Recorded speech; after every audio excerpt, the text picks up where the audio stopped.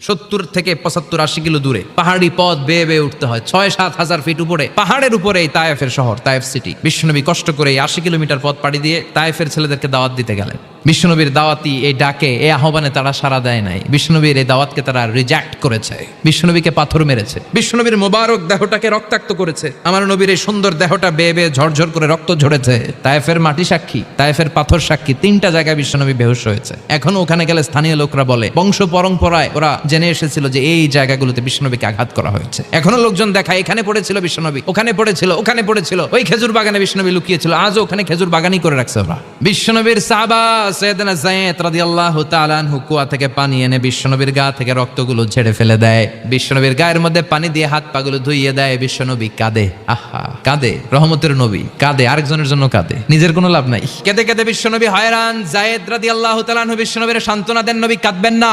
হামলাতুল জিবাল, পাহাড় রক্ষী ফেরেশতারা এসে বলে, নবী আপনি শুধু অর্ডার করেন, এই যে পাহাড়ের গিরিপথ, এই 2টা গিরিপথ, এই 2টা পাহাড় এমন ভাবে 2 দিক থেকে চাপা দেব গো নবী, তায়েফের সবগুলো ছেলের মুহূর্তের মধ্যে ধূলিসাৎ করে দেব।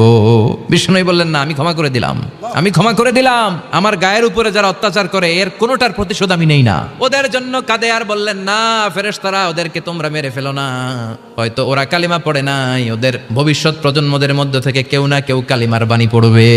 তাই হয়েছে, তায়েফে গেলে হৃদয়টা ঠান্ডা হয়ে যায়, মসজিদ আর মসজিদ। বিশ্বনবী কেঁদে কেঁদে হয়রান। বিশ্বনবীর মনটা বড্ড খারাপ। বিশ্বনবী নামাজে দাঁড়িয়ে গেলেন। বিশ্বনবী নামাজে দাঁড়িয়ে তেলাওয়াত করছেন, পাশ দিয়ে একদল জিন বিশ্বনবীর পাশ দিয়ে চলে যাচ্ছিল।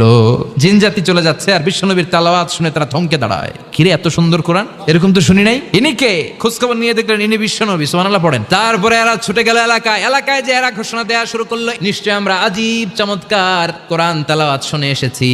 এই তেলাওয়াত সাধারণ তেলাওয়াত নয়, এই আয়াত দুনিয়ার মানুষের বানানো আয়াত নয়। এই আয়াতগুলো পাঠিয়েছে কে? এই আয়াতগুলো ইয়াহদিল আর রুশদি, হেদায়েতের দিকে মানুষকে পথ দেখায়। তাই আমরা যারা এই তেলাওয়াত শুনেছি আমরা সবাই ঈমান এনে মুসলমান হয়ে গেলাম। বিশ্বনবী তখনও জানে না জিনেরা যে মুসলমান হয়েছে। বিশ্বনবী নামাজ পড়ে যখন বসলেন, সাইয়েদনা জিব্রাইল মারফত আল্লাহ বিশ্বনবীরে জানায়, ও নবী হতাশ হন কেন? ও নবী হতাশ হন কেন? দাওয়াত দিতে এসেছিলেন তায়েফের যুবকদেরকে, তায়েফের যুবকরা দাওয়াত কবুল করে নাই তো কি হয়েছে? তার বিপরীতে অদৃশ্য জগতের একটা প্রাণী জিন জাতি, তারা আপনার কণ্ঠের সুন্দর তেলাওয়াত শুনে কালিমা পড়ে মুসলমান হয়ে গিয়েছে গো নবী।